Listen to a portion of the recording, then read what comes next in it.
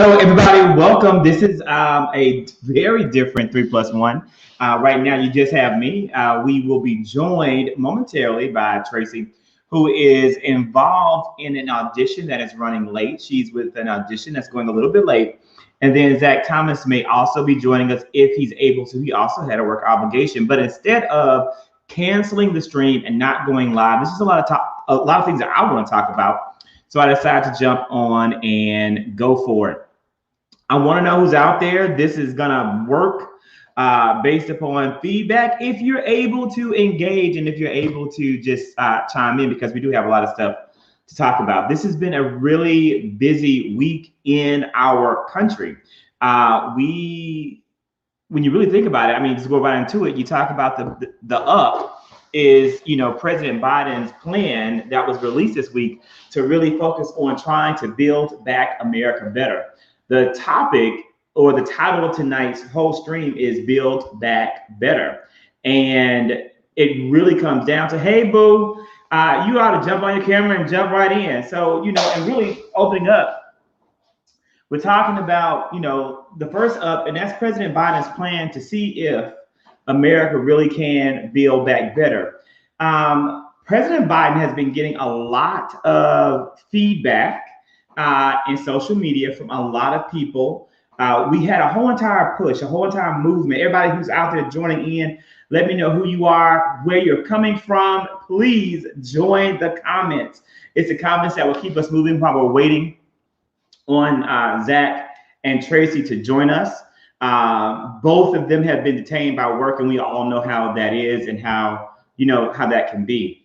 So we're talking right now in our very first topic about President Biden's plan with infrastructure that was announced this week. It is being championed, of course, by Secretary Buttigieg and a number of other people that are part of his cabinet. That's our up for the week in terms of what the plan is meant to do. The question becomes, do we really think the plan is going to benefit our economy? Is the plan needed and necessary for our country? And is it something that we really should do? Here are some of the specifics of the plan broken down for our discussion tonight. And I'm gonna, oh, that was absolutely not it. I wonder what's happening. Pardon me, some kind of odd technical difficulty. I think maybe somehow it's on a timer. Let me take that off. Or it could be the mouse. I'll take the mouse off. So when we go to the plan itself,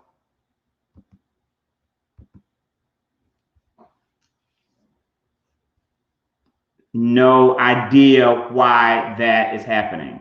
Hey, Alon. So we'll just, do this giving, let me see if I can make it larger because it will just show us instead of trying to play the slideshow.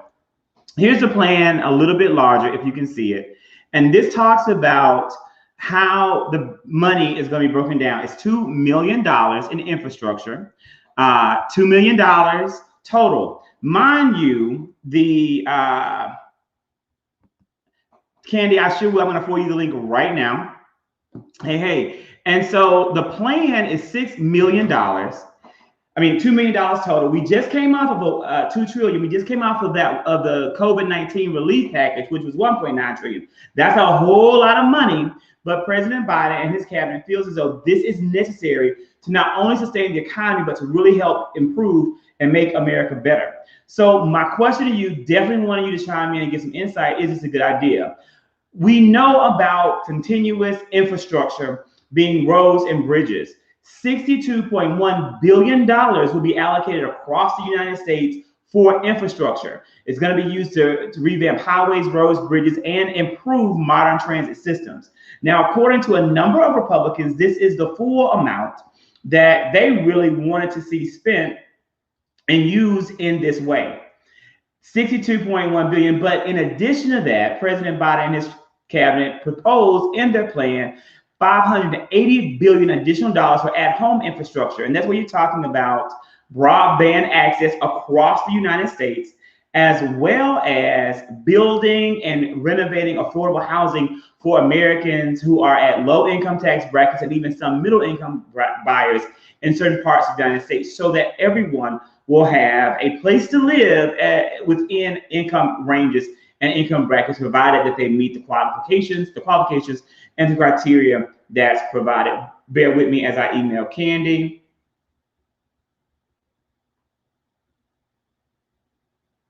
Candy, drop me your email, because it's not coming up automatically. And so Alon Ray states, yep, so my thought is yes, this infrastructure bill is needed, especially broadband in rural areas and elder care. When you speak about elder care, he is investing $650 billion in the care economy. And that's going to be home and community-based care for seniors as well as people with disabilities. It's going to improve benefits, working conditions for caretakers as well, and it's going to increase and build in those jobs that will lead to that care for these individuals. Pardon me, everyone, while I email Candace Coley.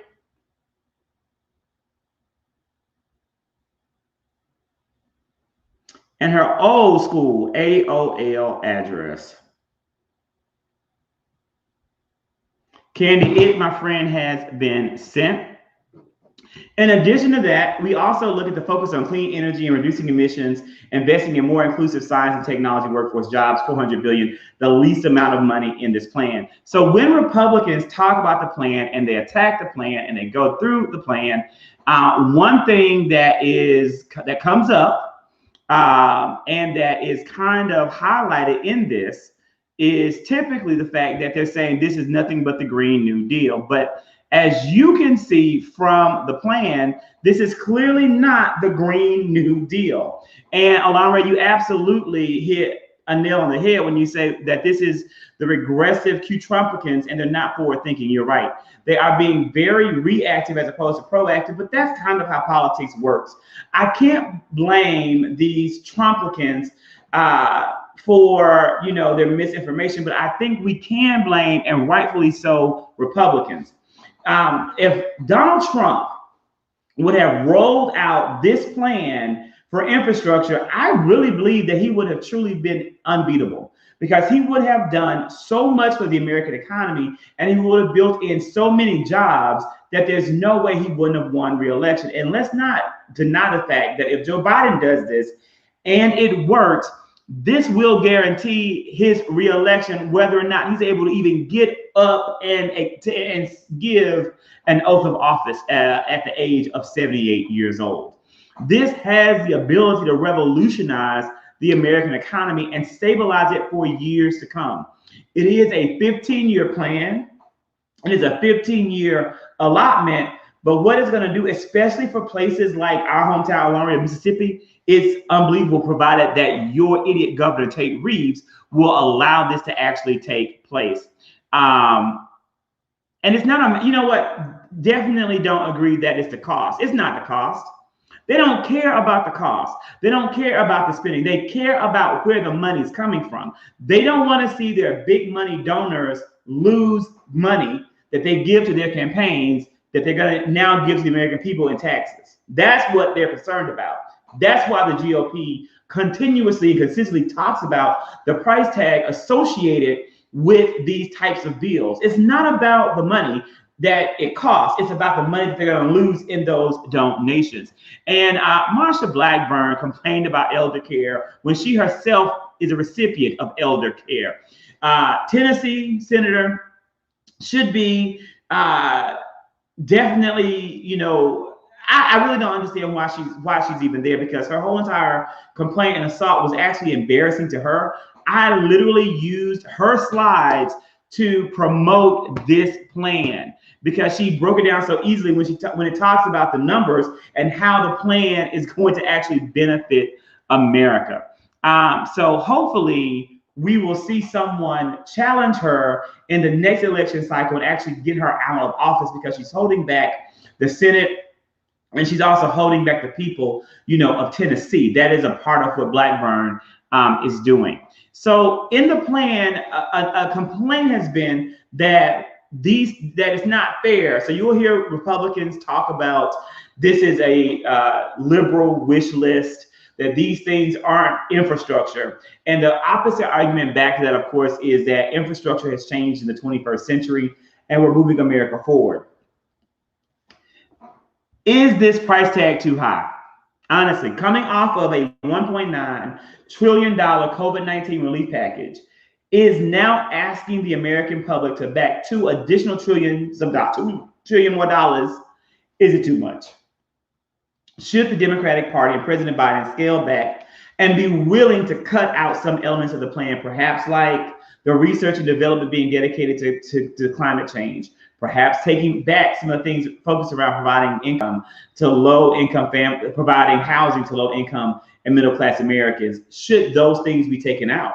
And if not those things, is there anything that should be taken out in order to really make this plan come to pass? I definitely want to know your thoughts on that in regards to where we go. Here's another breakdown of how the money is going to be spent. I always think it's really important to triangulate data. And when you're giving facts and you're giving figures, you are giving multiple looks at the data and how the data looks. And let me show that bigger. And again, in billions of dollars, transportation and improving America's transportation system receiving the most money, housing, and then clean water. If we would have had improvements made to infrastructure previously in regards to pipes, we may not have had the Flint water crisis. We may not have had the issues that are now affecting Jackson, Mississippi around water. These things would have been improved and not happening. Power infrastructure, had this happened previously, could have avoided the crisis that happened in Texas. Money to rebuild public schools. We know that we have all across America schools that don't look like kids should be in attending, but they are. We have, again, broadband access. Internet access in this country really is a civil rights issue. Every single American should have access to the internet, and it should be easy access, and that's not the case.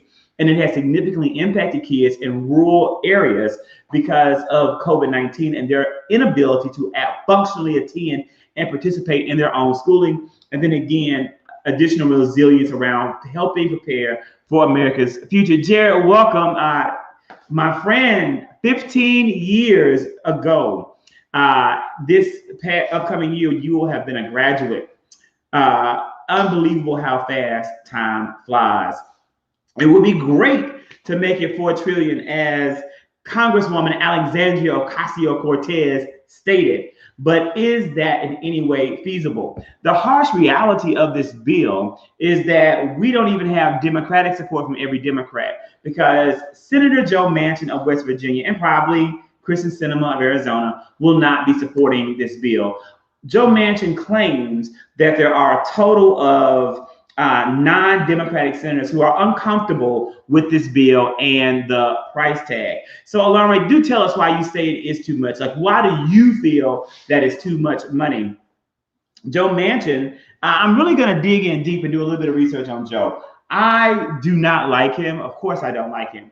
But I really, really think that he may be truly supported and aided and a great recipient of Republican benefactors. And I want to do more research to find out who has run against him, who has primaried him, and how has he been able to hold on as the lone elected Democrat in the heavily Republican conservative, even Trump-looking state of West Virginia. Donald Trump won the state of West Virginia by 70%. And the fact that they still have a Democratic senator, to me, very well indicates that he's getting support from the Republican Party and could be in alignment with Mitch McConnell to ensure a continuation of power and policies that will benefit Mitch McConnell's Republican tenure in the United States Senate. But Lauren, I am waiting to see, why do you say that is too much? Honestly, I can't say it's too much. I actually don't think that is too much of a price tag, because of what it's going to bring into the American economy and the people that it's going to help. We all know that we are right now in a K-shaped economic comeback. So this is along. Let's see what you said, Woodward. Is that we are already in the hole with the last 4 years, and not 1.9 trillion, and then other packages were 2.3 trillion at that point. What do we gain? Where do we gain the money? Here's the thing. The majority of Americans are not going to spend one additional dime on their taxes. Their taxes won't go up. They won't go down. Now, your taxes ain't going down, but they're not going to go up. The money to pay for this will come from corporate entities that should have been paying more all along. There are tons of loopholes and things that these businesses are able to do that help them get away from paying their fair share. And that really makes me angry. As a private citizen who pays a huge lump of what I earn in taxes, sometimes it's heartbreaking. It's really hard to imagine having $100. I'm sure everyone's broken these taxes down, right? Imagine having $100 and you have to give, of the $100 you earn, 22 of those dollars away. And that's the base amount of money that someone who makes bare minimum wage is giving up to the federal government and state government. 22. But then imagine when it's 35%, exactly where I was going next, in your taxes. When you make at that 75 or in that range to go up to $100,000 a year, and you're giving that, or really it's like, I want to say it's maybe 75, like 125, and you're dropping that $35. So you have $100 and the government is taking 35 of those $100. You're only left with $65 of what you've earned and how hard you've worked. But then imagine that it then goes up to 37 to 42%, where you are if you're right at approaching that $400,000 a year. If you're at that point, you're not going to pay, well, that 37 to 39%, you're not going to pay more. It's only if you are over that 400,000 that you might pay more. He hasn't confirmed, but I think he's going to go up for that 1% tax range. I really think he's going to. But he's definitely going to go up in corporations. I don't think that is too high of a price to pay if it is really going to help build the American economy and provide jobs to people who desperately need them. Donald Trump ran on a whole entire lie of making America great again by saying he was going to bring back jobs that would never exist again. He lied to poor, rural, white men and women and the few black people that listen to him. When he said he was going to bring back jobs in coal mines, when he said he was going to bring back jobs in the manufacturing industry, and none of it came to pass. None of that really happened. So because of that, people flocked him and bought into this lie. This plan provides an opportunity to actually possibly bring that into reality by giving uneducated workers who may not be skilled at the moment of hire a chance to make a decent living wage by rebuilding America and truly contributing to the needs of the country. It is what all great presidents have been able to do, Roosevelt, Eisenhower, and hopefully this is something that Biden himself will also be able to do. Kale said, I believe it's needed. His plans thus far mirror the New Deal, exactly what I just said in a way. And then Jared came back and added in companies like Nike, FedEx, and Salesforce have paid $0 in federal taxes for the past 3 years because of the loophole. Some have they have a negative tax rate. I really want to say, I think Nike is what I heard had that negative rate, and it's so sad. It's heartbreaking. There's no wonder they have money to sue Lil Nas X and his demon shoes, because they're not paying that money in the taxes that they owe. And you're right, because the coal mines have closed and they're not going to reopen. It's not going to happen. It's a consumable natural resource. It's just not there. And you're right. As an example of this, and infrastructure is left behind. Candy, let me check. Everybody just give me a brief moment. That's a good point. That explains a lot. So explains a lot. So perhaps that could be what's going on. The link isn't there. Thank you for sharing. Let's see what I can find out about the link. Pardon me. Hold on. I'm going to literally, Candy, email this to you directly from this actual broadcast. And let's see if that's going to work.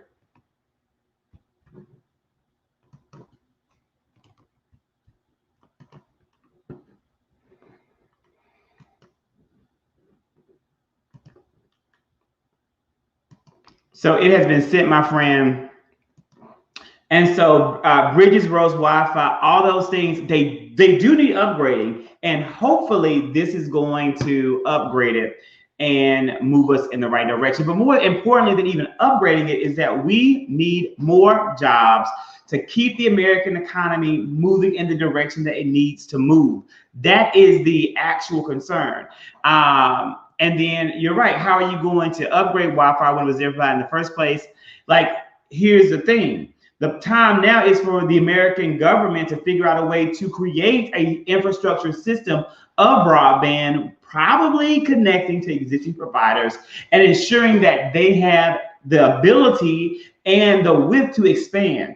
I would recommend that you go to these companies like Comcast, AT&T, Charter, the big players in the game who are out there and who are literally, hey, boo, who are out there and who are in the game. And what I would do is I would incentivize them, work with them in the structures they built to expand this all across America and ensure that it's in rural areas. That's how I think it could easily be done and what could happen. And you're right, Kale, it's a double win. Kale, if this happens, there's no way President Biden or the next Democrat in line would not win re-election because they will have transformed the economy. All the Republican Party has is fear tactics and lies, and that can only last so long. We're getting ready to talk about and just review, just look at week 1 and week 2 thus far of the Derek Chauvin trial and what your thoughts are, because that's another up in the week, which is the prosecution's case. They have done a great job. They definitely deserve their recognitions and applause, but where it's ultimately going to go, we don't yet know. Candy, how are you? Thanks for joining. I have Tracy nor Zach texted about that link, but I'm assuming, but again, they both were texted, they were held up and detained, so that still may be going on. Of course. I had to get myself together real fast. I had my pajamas and everything on. I was laid out. You look good. Kale, why don't you and Alon Ray join us next week? Write it down, put it in your calendar that you will join us live and just hop right on like Candy, and we talk about next week's talks. You know, Candy, have you been watching any elements of the trial? I can't watch the trial. I'm not able to watch it, but I have been following it up constantly each night in the news cycle. I haven't even followed it up in the news cycle because when you go through these trials and people are testifying, it's so personal and traumatic to even recount those events and to hear all of the people around, hear their testimony. I mean, it's just, I would have a hard time listening, especially specifically to the parts where Derek Chauvin, the defense attorney, is, questioning the witnesses, trying to discredit them, which is their ultimate goal. So I can't watch that. I understand his defense attorney is doing his job, but at the same time, it's so inhumane. Like I just can't watch that. I'm cool. It's really hard to watch the defense do their job. I'm not mad at the defense team. They're doing a phenomenal job. Like that's just the reality. They're doing a good job. If every innocent Black man in America who has been falsely accused and who has had to stand trial had a defense team as competent as Chauvin's defense team, we may not have the mass incarceration problems that we currently have. However, that is not an American reality. I question to what extent who's financing this team for Chauvin, because this is not what he definitely doesn't have a public defender at his side. He has someone who probably has some GoFundMe's created for him. You know how those white supremacists do. They'll create GoFundMe's for each other and they generate thousands and thousands of dollars. Look at that one little young guy. Millions of dollars. Millions of dollars. A wall that was never built, and they don't even care to ask for their money back. They give millions of dollars to a twice impeached failed president who put up recurring statements, recurring bank drafts, and stole their money, and they don't even ask for it back. And you're right, the police union, you're right, you're dead right. Look at what they did with the little boy who shot the protesters, went out there, I forget where that was at.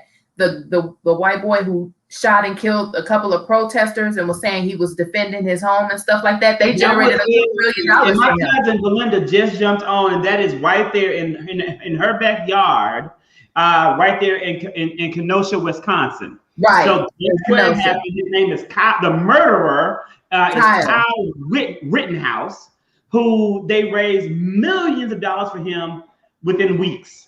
Yeah, they probably did the same thing for Derek Chauvin. We probably just didn't see the GoFundMe or anything like that, but I'm pretty sure they were out there.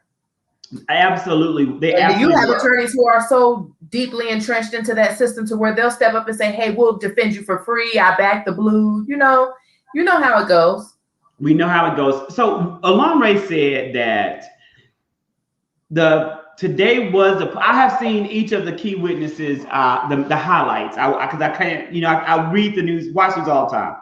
Mm-hmm. And so in this statement, you're right.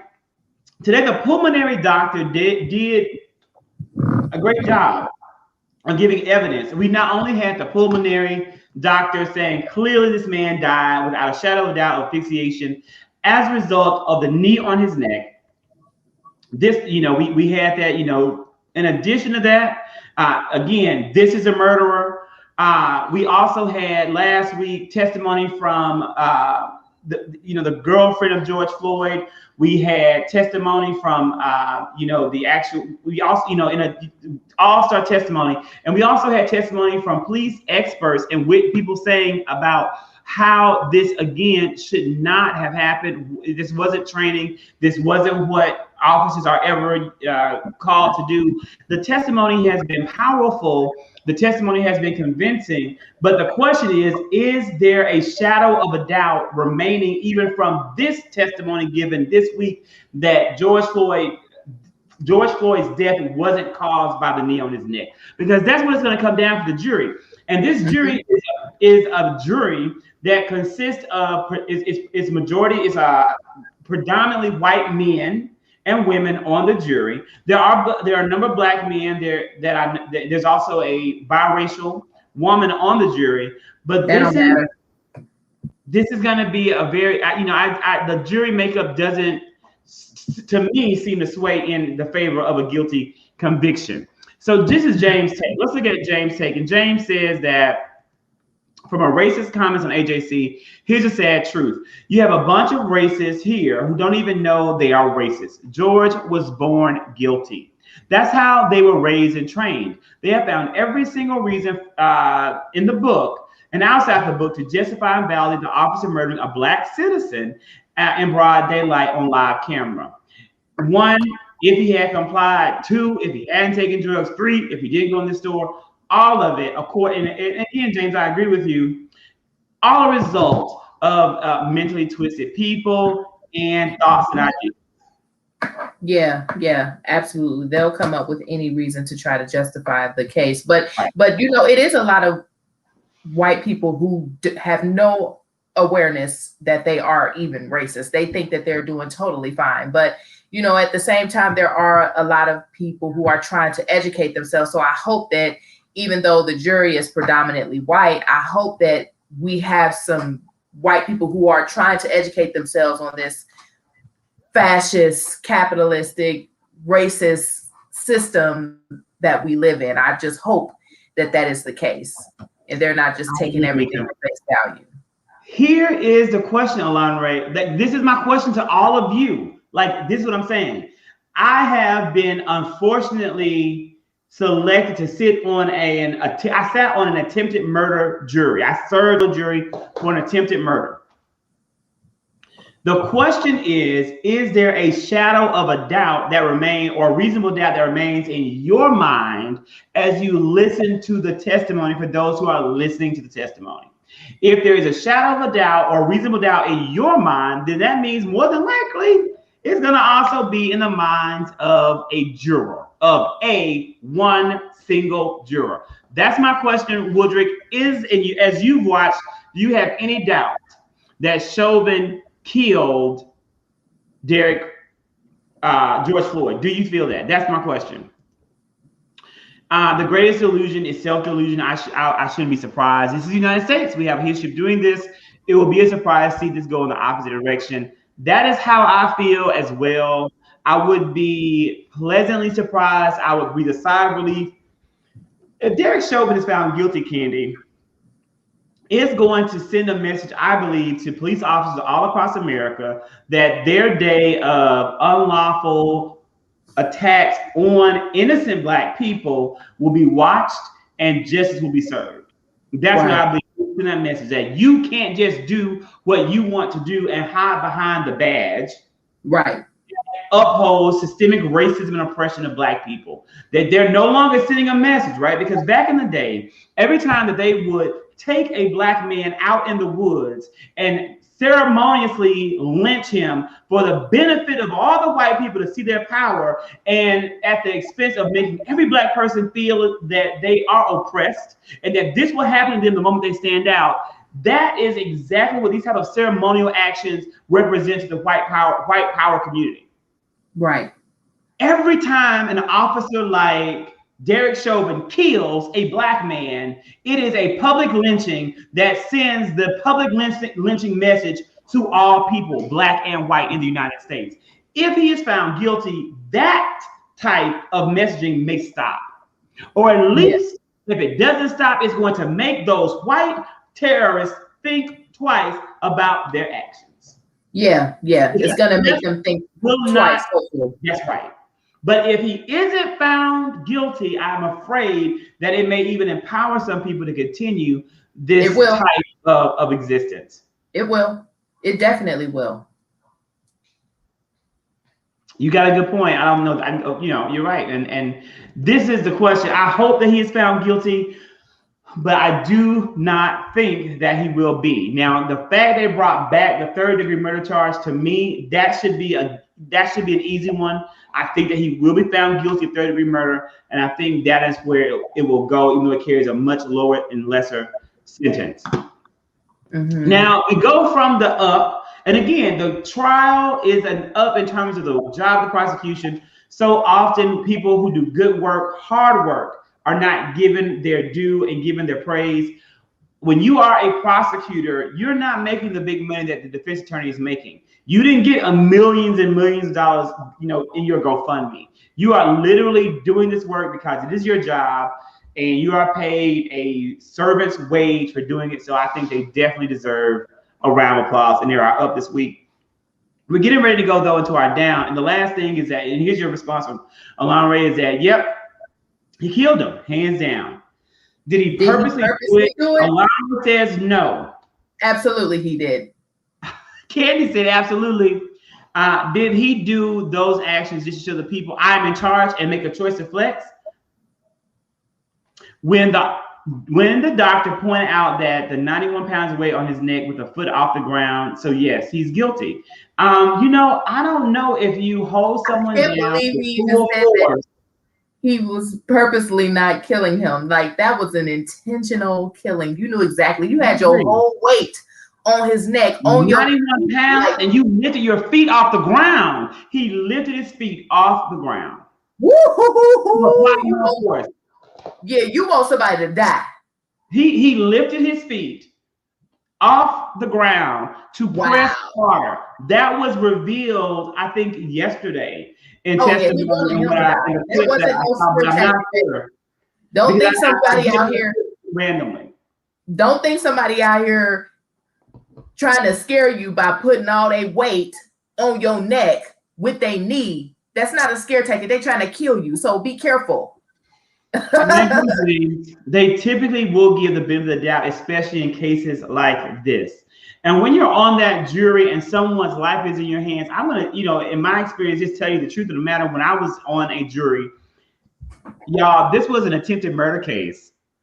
The victim was there. Like the guy who got shot was there. The guy who got shot gave testimony. I still did not want to find the killer the guilty. I held out for 2 days, refusing to find him guilty, even though the guy who he shot was there and testified, because there was reasonable doubt around what happened in that car. Just because you say he shot you because of this, he said that it was an accident. So again, it was tough. So reasonable doubt for me is any shred of doubt that makes me say, is this possibly not the case?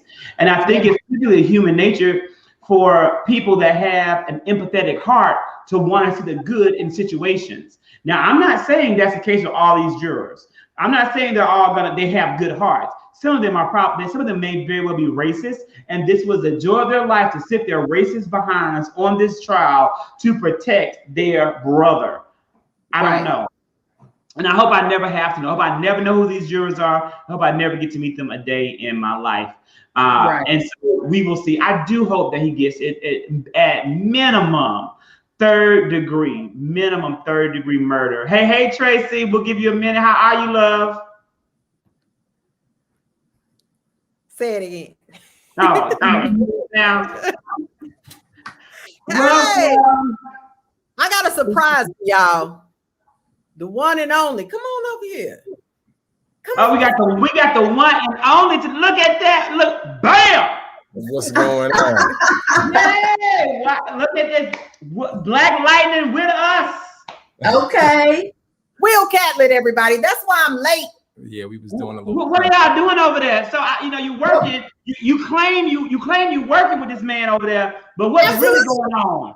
Look, I got a taping service. Wait, I'm trying to taping service, but I want you to feel okay. What's happening? I got to get this money. He want to sit in with you. He was.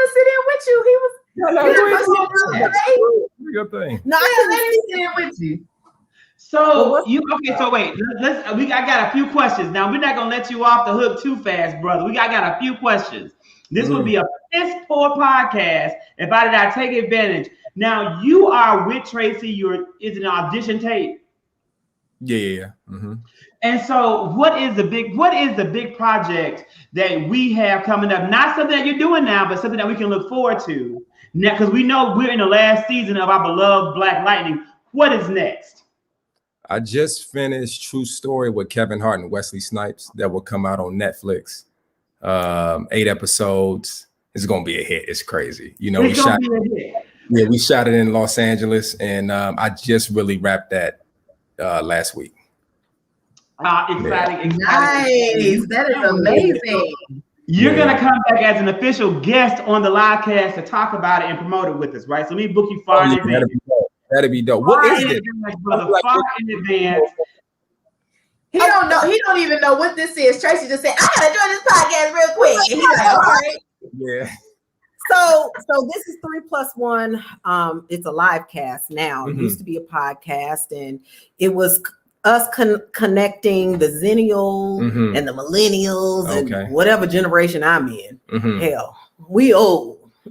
And so we were just, having conversations each week. It's Zach and myself and another guest. So that's the 3, and the +1 is the audience. Gotcha. Okay, that's already over there. So you can say, what's up to everybody? So what's up, James? What's up, Woodrick? Okay, got it. The show Black Lightning is destined to be forever a cult favorite in the Black community.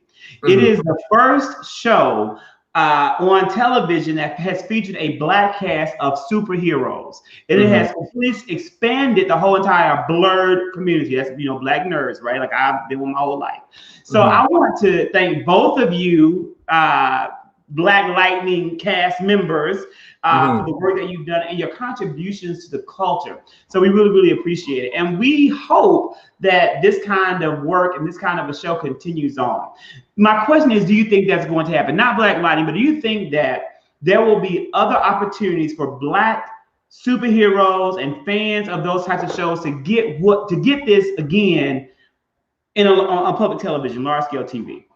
Yeah, I think, well, you got Painkiller coming out with our good brother Jordan Calloway.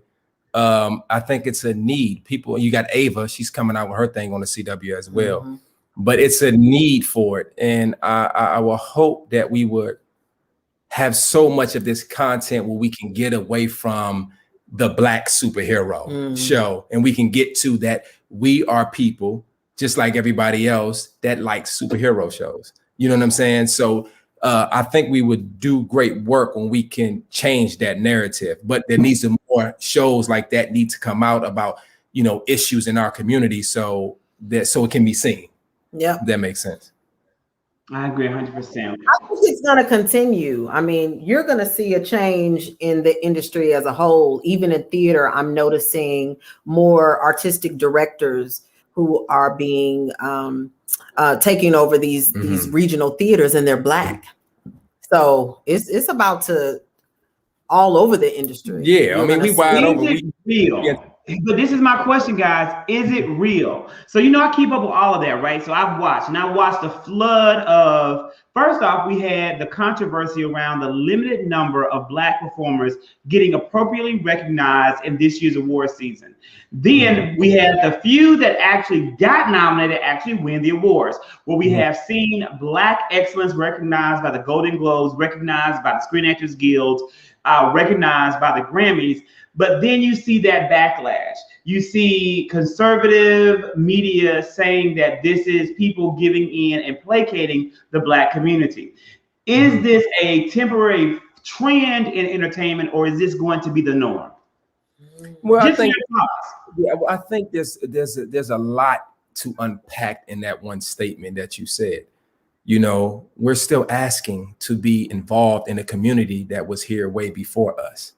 You know what I'm saying? That's an issue in itself right there. Yep. You know, we're still looking for validation from a group of peers that had a program way before us. You know what I'm saying? It's not that you don't want to be in the party. Who doesn't want to win the Oscar, the Golden Globes, the Grammys? But is this why you do it? Do you do it for the art of it, or do you do it to be recognized?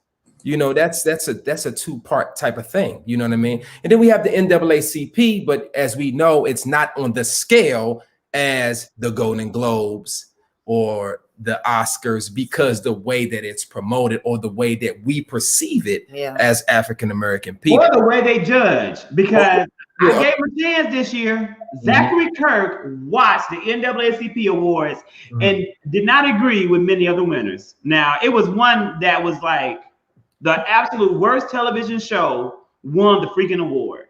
Yeah, a lot of that, brother, is, you know, hype and publicity. What's popping at the time? There's a lot of these awards are like that. Who's hot at the time doesn't mean that it was the best performance. But when are we gonna stop looking to that as the validation of why you start looking to the performance? Exactly. That's how I feel too. When I see all of these. When I see everything come out, hey Tracy girl, when I see all this stuff come out and it's like, oh, you guys didn't have enough Black performers on the Grammys. You didn't nominate enough Blacks for Grammy Awards, and the Golden Globes were boycotting them. And I'm just like, why are we even looking to them to be our source of validation? Why don't we just support the award shows that support Black people of color and not worry about receiving any sort of validation from these awards? I mean, and like you said, if you're truly passionate about it, you don't really care whether or not you win the award. Like when, you know, I'm a Beyonce fan. I'm not like a beehive or anything. But when she went up there and they said, well, you have made history, you could kind of tell that they was kind of like patronizing a little bit, you know. Well, you've made history. You've won the most Grammy Awards. She was up there like, oh, okay. You could tell she didn't care. You know what I mean? Because, I don't know. But, you know, to me, I feel like, you know, you didn't welcome me in here until we had to say something anyway. So to try to put me up on this pedestal now is kind of like irrelevant, because you've already shown me how you feel about me anyway. I think what we need more award shows for us and by us. Like, we can't just depend on the Soul Train Awards and the NAACP Awards. We need to develop more awards so we don't feel like all we have are the BET award, these three shows, these three award shows. We need more, like they have more. Yeah, I think the inclusion process is happening. I'm not saying, to disregard the Oscars, the Globes, or those things. It's nothing. It's like the SAG Awards. It's nothing to be. It's nothing more to be recognized by your peers. But when that becomes the thing, see, what you don't want to happen is that you're getting nominated just because they want to check a box. You know what I'm saying? Because that's the norm, like cancel culture. Like right now, you can't say anything or you're canceled. So there's no more free speech. You know what I mean? If you disagree with the masses of society, then you're canceled. See, now we got so many different variables because everybody's trying to please everybody instead of being authentic in what it is for what it is. So like, when I'm nominated for the Oscar, when I win the Oscar, I want to win because of my art, not because I'm a Black person. I understand that I'm Black, but my spirit transcends my color. You know what I'm saying? So when we get into the rim of that, then that's when we can truly become art. We can truly do this thing the way we see it, and not to look into these different variables that really mean nothing. I'll tell you a story. When I went to Uzo's house and Uzo had her Emmys in the cabinet, it said so much to me. She earned them, but the Emmy doesn't make Uzo. Uzo made the Emmy. That's why they can sit in her cabinets like plates. So sometimes we are so wrapped up in the achievement of the award that we forget who we are, and we get lost in the identity of the award. You know what I'm saying? Not in the identity of who you really are. You know what I'm saying? So that's the thing that we have to focus on and continue to support our brothers and sisters, continue to support people who agree and people who don't agree. And let's build this thing together, because what happens is, even when we say Black excellence, we know we've been excellent. We know that. But when we say that too, and I know why we say it, but it also creates a divide because we're never coming together. We're still asking and searching and grabbing and pulling and this and that, instead of saying, look, we've been dope. Let's celebrate us. But let's celebrate the Latinos. Let's celebrate the white folks too. You know what I'm saying? But don't worry if you're not included. You know what I'm saying? Focus on the art and everything else will come. That's my opinion. And my opinion is we can build our own. If we want, you know what I'm saying? If you just need an award show, make your own. Yeah. And Alon Ray. Right. Yes. And the question is, how do you feel that white viewers view Black award shows? I mean, I don't. Yeah, I was gonna say. I don't think it matters. You know what I'm saying? I think, maybe some of them want to feel included too, as well. You know what I mean? Many of them probably don't even watch or know that they occur. Like, they have no clue that a lot of them may not even know that they occur. Like, people don't even know there's a Miss Black America. They don't even know that we have created our own venues to recognize our own community. So I don't think a lot of like white critics and white people know about these awards and give them the credibility that they may deserve. Right. And I think that's the thing. We're still asking for approval. We're still asking to be let in. Like, they're not sitting around at the Oscars worrying about how many Black folks worry about the Oscars or know about the Oscars. So why are we wasting our mental energy and capacity to worry about what somebody else is thinking or not thinking, or assuming what they're thinking, because we really don't know. But the thing is, Tracy wins the NAACP for Best Actress. Amen. She wins it for Oscar. Amen. It doesn't change. You know what I mean? I think that's the motive that we have to have. And what we have to go from. So I think that's some good, awesome stuff. Can't wait to see the new project. Also can't wait to see the conclusion of Black Lightning and see, how things wrap up. And when is the last show going to show? A Black Lightning episode. The last episode. Well, I think they air Painkiller's pilot, which will be episode 7 on April 12th. So I think, it's 13 episodes, so it probably won't finish until first week of June. So, yeah, okay, well, we have a little bit of time to continue enjoy. I'm a little behind, but I know we'll see, and I'm excited to see what will come next. We talked about, Tracy, before you joined us, our up, and we talked about the Biden infrastructure plan as well as the tell them thanks for prosecution's work of the Derek Chauvin trial. We're now going to go into the down, and our down is a little sad, I think, and it is the overdose of DMX. DMX is a hip hop legend. Many people loved his music. I wasn't a huge fan of his music. Definitely wasn't a huge fan of some of his beliefs and things that he said. But I definitely recognize the talent and the impact on the culture.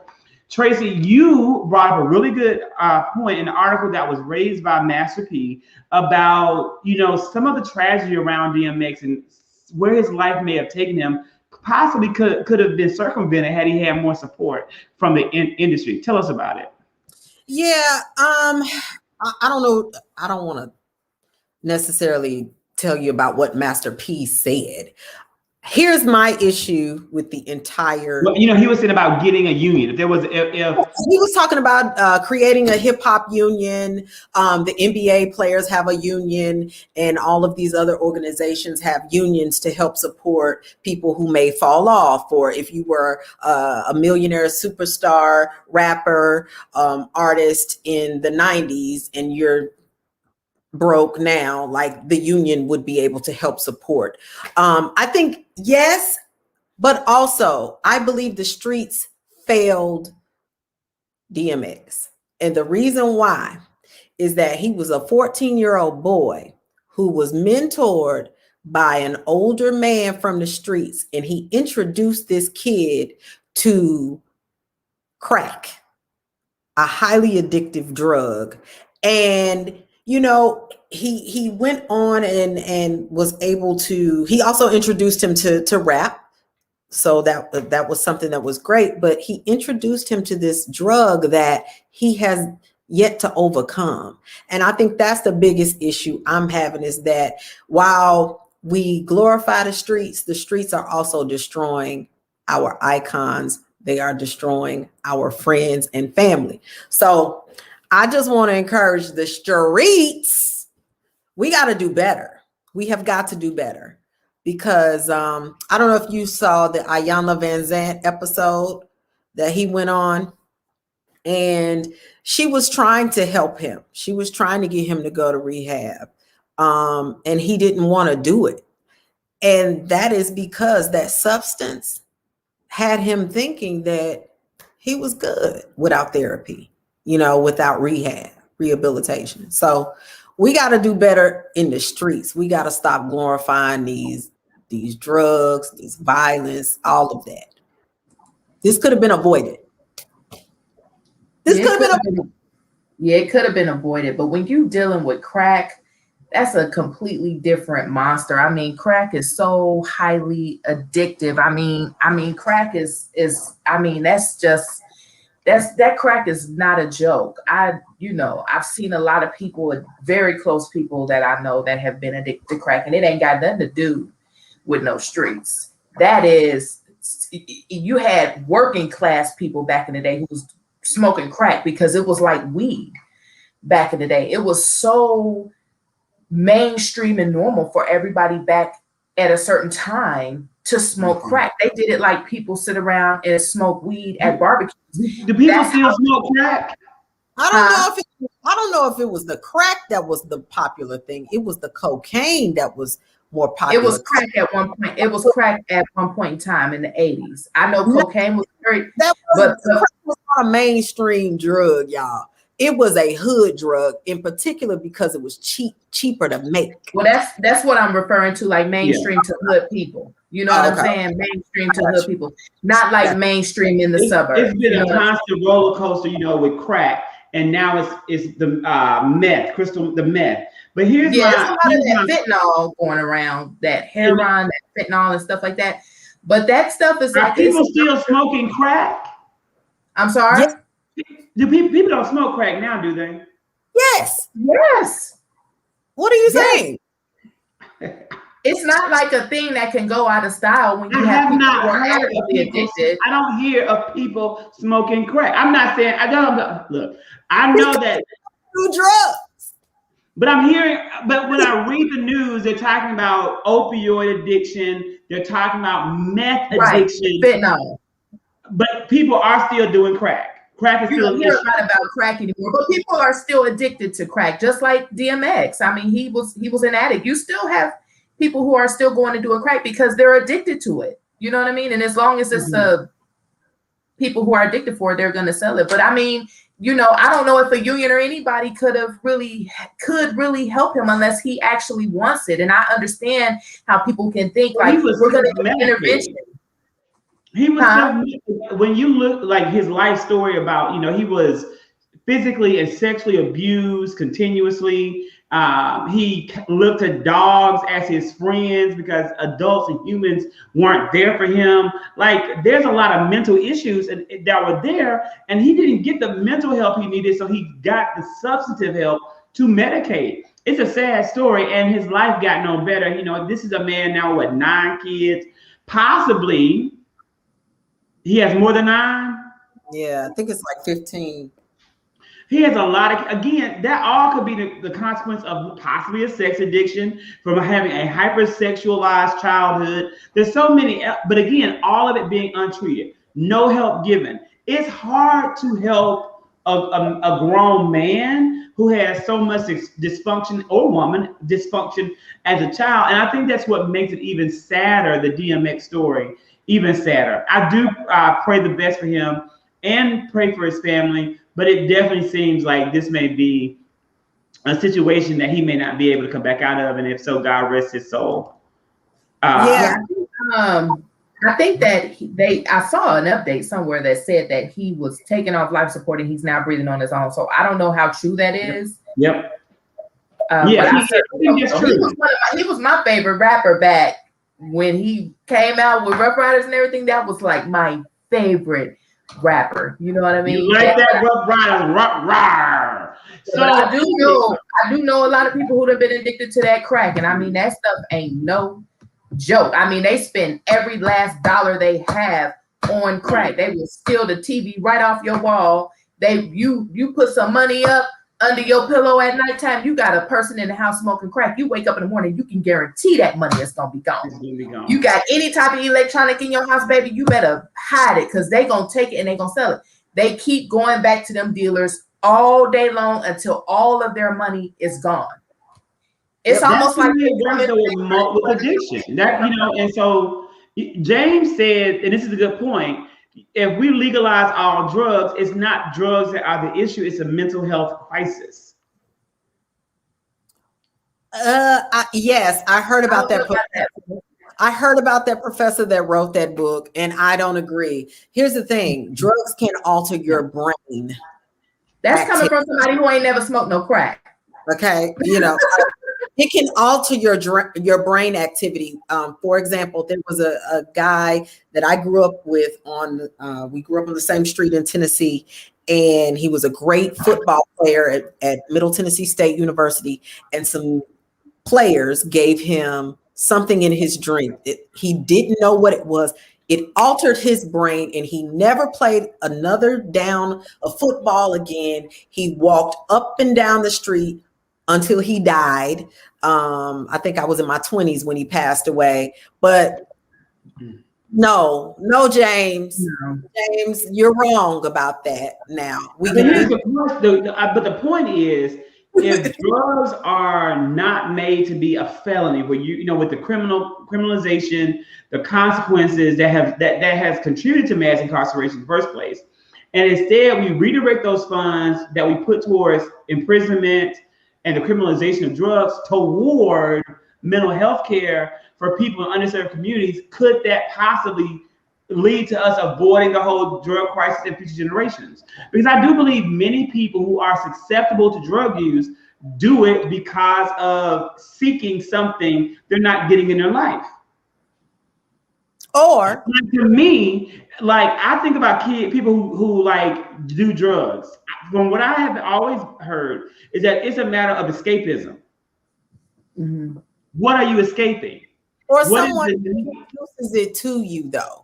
Like it ain't like I've gone through some stuff. I grew up, some things weren't right. It wasn't like I was going to run out and find a drug. Somebody introduces you to the thing. And like the other said, somebody he trusted, he had total trust in this guy, and he thought he was smoking weed. And he said he passed it to him, and it was laced with crack, which I forgot what they used to call them. They had a name for those. I forget what they used to call it. Boat. Boat. They used to call it boat when you it's like smoking boat. That's when they were laced with either abominant fluid or they're laced with crack. You know what I'm saying? So that's yeah. And it was totally unintentional. And I understand the whole mental health thing. If we can catch them before they get introduced to that, then but a lot of addiction can be hereditary too. Like if you have parents who are drug abusers, you're more susceptible to be a drug abuser if you're introduced to it. You know what I mean? So like if he had parents who were crack smokers and he was introduced to crack, he's more susceptible to keep on doing it versus somebody who doesn't have any addicts in their bloodline, so that's why some people who are children of addicts have to stay away from drugs because they're more susceptible to become addicted than others. So, your parents play a large role in a lot of things. Do your parents play a role in how you view yourself and your Blackness in society? That is a question that I have for the children of Hubert Davis. I'm gonna throw this phone at you. This is Hubert Davis.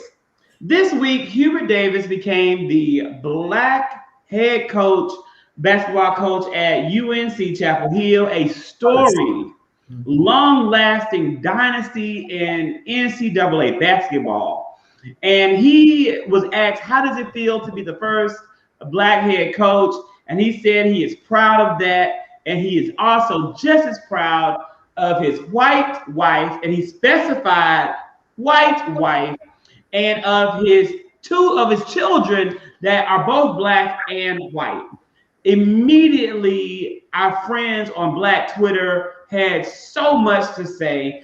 Ladies, I want to know, what do you have to say about Hubert Davis getting this accolade and then choosing to position his white wife and mixed race kids in such a way? I saw the interview and I understand what he was trying to say. He just shouldn't have said it. He shouldn't have said that. What he basically was trying to say is that I'm proud to be the first African-American head coach.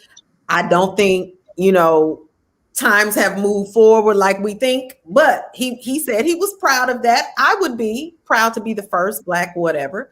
And he was talking more towards the unification of people.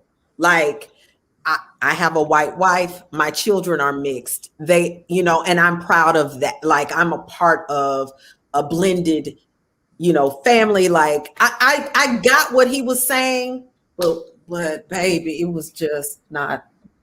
She said, baby. He said it at the cost of the recognition, accomplishment of being Black. The question was asked specifically about being a Black first, and it illustrated the internalization of some issues that he probably has around being Black. In addition to that, I think anytime that you have to call out race in any situation, I think it speaks to some issues that you may have that you may not even know of. So here's an example. Sometimes you said what? He was asked that question about being Black. No one asked him one question about his family. He brought that into the conversation all on his own. What he was trying to say was... No, he could have said, and I'm very thankful to my family. I'm very proud of my family. He didn't have to identify the race of his wife nor kids. That was not something that had to be brought up. But sometimes people are taught to see their race as less and to see some other races as being a point of pride. There's some people, and I'm gonna be honest, just call a thing and keep it a buck. There are some people who see having a partner who is white as a point of pride because they feel that it lets them transcend being black. Because they use it as less. That is a mental state that some people have. Some people also fetishize other races. And that's also a form of dysfunctional racism that's internalized. So the thing is, Black Twitter didn't let it go. We jumped on, we recognized it, and we called the thing a thing. Yeah, he should have said nothing. He just I'm not gonna wear one bit of Carolina blue or support one Tar Heel until nope, not me. Now, how did he grow up? Was he socialized around white Caucasians? Or do we know? Because it sounds like he's having a lot of these unity conversations in his house. You know, like he doesn't sound like he has a space to talk about Black issues. And every time it comes up, she could potentially say, well, you know, that was a long time ago, babe. We just need to unify and love each other. Why can't everybody just love each other like you and our family? Right. She could really be saying that type of stuff to him. He's like, you know what, babe, you're right. You know how guys get when they, you know what I mean? Right. Yeah, you're right, babe. You know what I mean? We do need to unify because our family could be a real reflection of what the future of America could look like. So he's probably coming from that perspective and coming up in front of people. Did we watch the entire interview or did we hear a sound bite? No, I watched the clip. I didn't watch it at all. I'm just going off of what y'all know. I watched about 4 minutes of the interview. I saw the question before, and then I watched that question and his answer, and that's when I stopped. It was over. There was no more. So Tracy, what happened? You watched the interview? I did. My initial reaction was like, oh, I get it. I see what you said. I see what you're trying to say, but I don't think you did it right. What to me he was trying to say? I really believe that he was trying to say, even though I'm the first, I'm also married to a white woman. I have mixed kids, and the world is a blended. We live in blended now. Like, okay, I get what you're saying. You saying he like, yeah, I'm the first, but we should have been here. I'm married to a whole white woman, got white kids in my house. Okay, not white. Yeah, kids. I get it. I see. Yeah, I mean, cold and me being Black isn't the point. It's exactly what we said earlier. It's not the fact that I'm Black. It's the fact that I'm qualified. It's the fact that I've earned the position I deserve to be here. That's what he was trying to impart. But again, he could have said that. But I guess to be fair to him, Tracy, now that you know, because I heard that, but maybe I didn't give it credibility. Maybe to be fair to him, you know, I will say that he didn't sound eloquent or articulate in the interview. So, and that's okay. You don't have to. You know, that's not maybe his calling or his strength. But he definitely didn't come across as the most well-spoken basketball coach. And so maybe this is just not his area of strength, and therefore it may not be fair to judge him in that position. I just don't think that was a question that he was prepared to answer. And so, you know, sometimes when you're asked something on the fly, you don't say the right thing. Well, he probably knew that he was the first, right?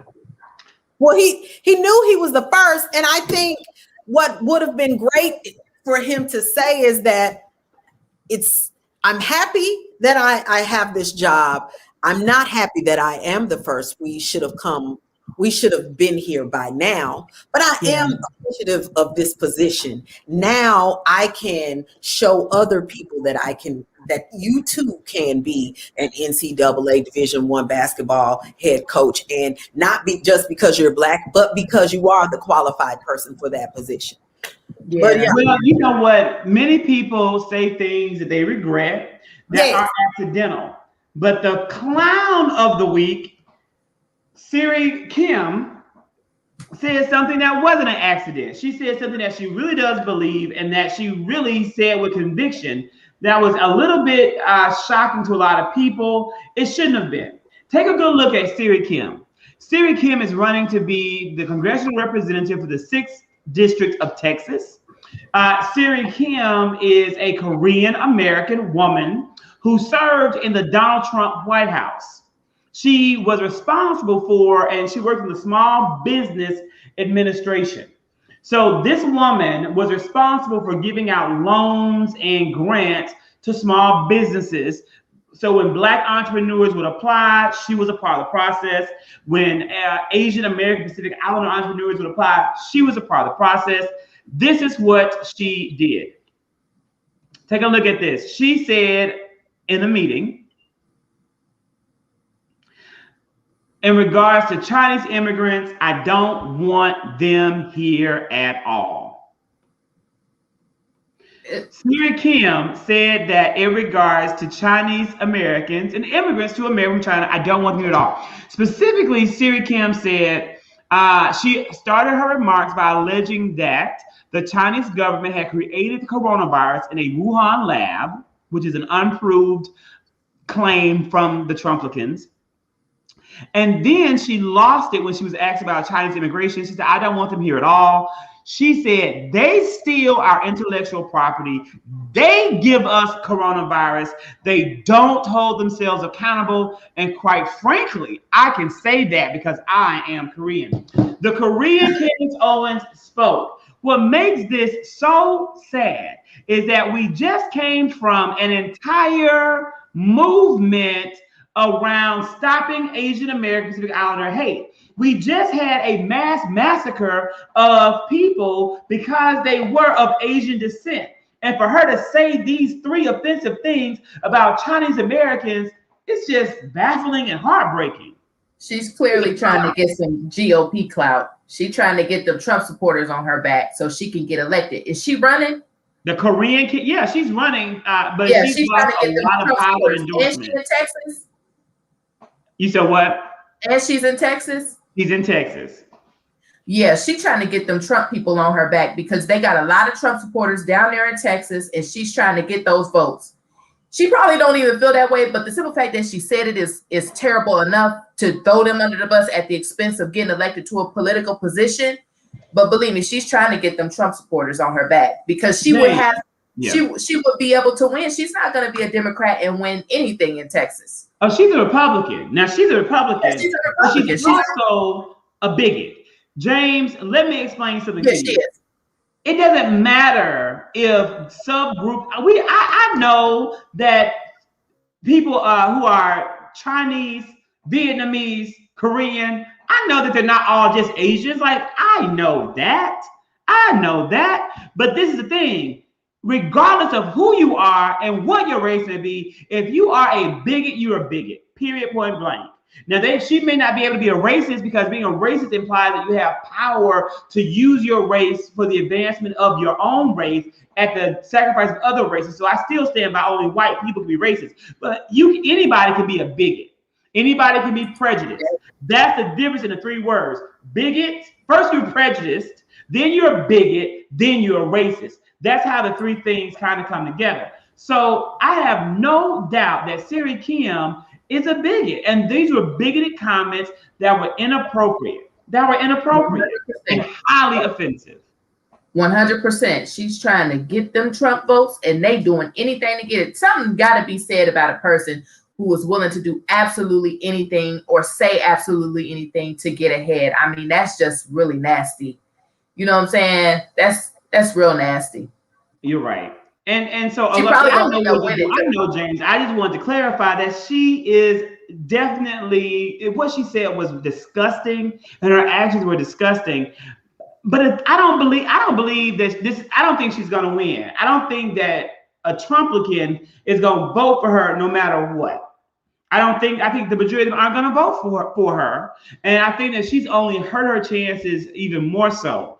And again, Alon Ray, when you say that I'm speaking out about it, like I've made several TikToks and made several videos about the fact that the black man who killed his mom in New York, who then turned around and assaulted that Asian American grandmother. Yeah, people are talking about it. You have activists in the black community who are doing the right thing and acknowledging the fact that there is crimes being committed by our own people in that community. Tracy, Ken, I see you yawning. I know Tracy has to go. We won't belabor long, but I had to talk about that clown. Say something. Okay. I'm sorry I had to let Will out. He had to go. No. What were you gonna say? He said hello. Goodbye. I was just gonna say it is sad that she feels this way because I'm gonna be quite honest. Looking at her, I wouldn't know the difference in Chinese, Japanese, Korean. I really can't tell. And so she could be a target. You know what I'm saying? That's right. That's exactly what James is saying. Oh, okay. So it just really, is that what? Oh, so, it just really is sad to see that someone would say something like that, knowing that they could be a target of crimes against Asians. Like it just is insensitive, and I don't get it. It's things that make you say, like it's one of those. Yeah, I call her the Asian Candace Owens or the Korean Candace Owens, but I think that I think it's about being chosen and picked and approved by this group of people, and that's what she's aiming for. But I think it certainly backfired for her big time. Yeah, she's lost a lot of endorsements, and in many ways she is being she's being canceled. So, ladies, thank you guys for coming on. We did have a full week, a lot of stuff to talk about, and so I'm excited about next week. Tracy, what's happening in your world? What's going on? Anything big happening? Y'all, you see, I got on a big t-shirt. My hair is all over the place. I just really have not had time to really woosah. I've been working. Getting ready for the TSU Atlanta Alumni Brunch on Saturday, which I am. Is it virtual? It's a virtual event. You can purchase a ticket, but I've been shooting videos for it for 2 weeks, and we finally shot the last few videos today, and so I'm about to start editing now. So wow. I shoot again next week. Sweet Magnolia starts. So. Yep. Nice. And your hair looks pretty. And Candy was also a new homeowner. Yes. Adding to the furniture and the redecorating, which is a process in a new home. I know. And so, Candy, what style did you select, and what did you go for? Oh, my new furniture. I got like some cream leather furniture from Macy's. It's like a modern, sleek look. It's really nice, but it's not too ultra modern to where it wouldn't match with my house. You know what I mean? But it's not so modern you can't sit on it and be comfortable. Yeah. It's comfortable. It's very comfortable, and it reclines. It has the electronic recliners, and it has like the little charger port you can put in the side. It's really, really cool. I just got it delivered today, so I'm very happy about that. I'm going to have my housewarming Memorial Day weekend. Tracy, I'm going to make sure that Zach gets you an invitation. You know what I mean? Well, I'm going to send the message to Zach, or Zach can give me your information and I can send it to you. And that way you'll be able to come out. So I'll definitely invite you. We can't wait. I'll get some ideas from you because I haven't had my housewarming either. Yeah, I'm just having it just because I'm just excited to have my house and I just want to really enjoy it, so that's the only reason why I'm just throwing something, you know what I mean? I have everything that I need already, so I just want to have something and have people over, you know what I mean? So I'm just excited about that. So your friend who just was there, yes, Will, were you spending time with him or something like that? Like, we didn't interrupt y'all now, right? Look, I'm like, because you had to sit him out when you were still on the podcast and stuff. First of all, friends, that's what I'm saying. All respect to Will and his wife and baby. Okay. Oh, okay, cool. That's number one, but no, when Will is in town. Okay, cool. I just wanted to make sure, you know what I'm saying? Because you were like, say bye to my friend. I'm like, oh my God, that's I met him on Black Lightning, and it was one of those situations where he was like a kindred spirit of mine. Like it legit felt like I'd known him all my life.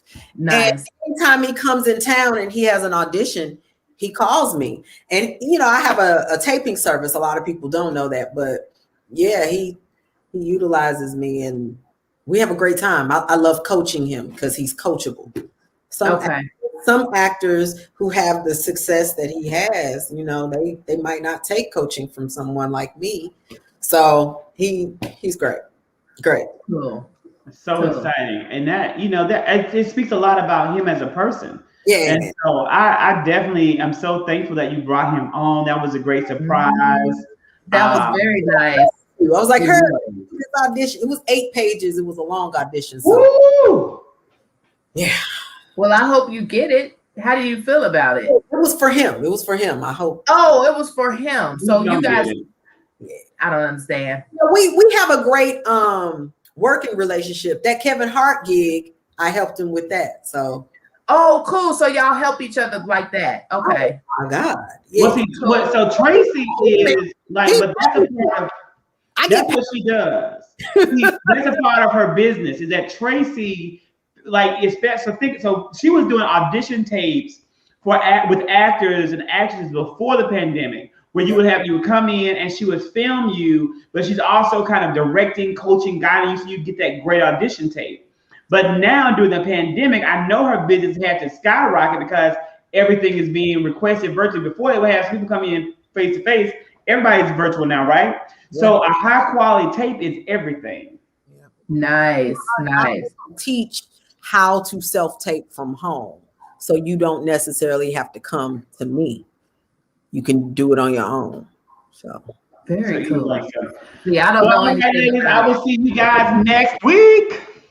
I will be prepared next week. Well, it's okay. If you're not there, you can just text me and I'll join and jump off when she gets on or whatever. It don't matter. I'll cover for you today, Tracy. I had to get together. I was like, what? Oh, Lord, who go? Thank you, girl. It's okay, girl. All right, ladies. Talk to y'all soon. Bye. Oh, how I get off here?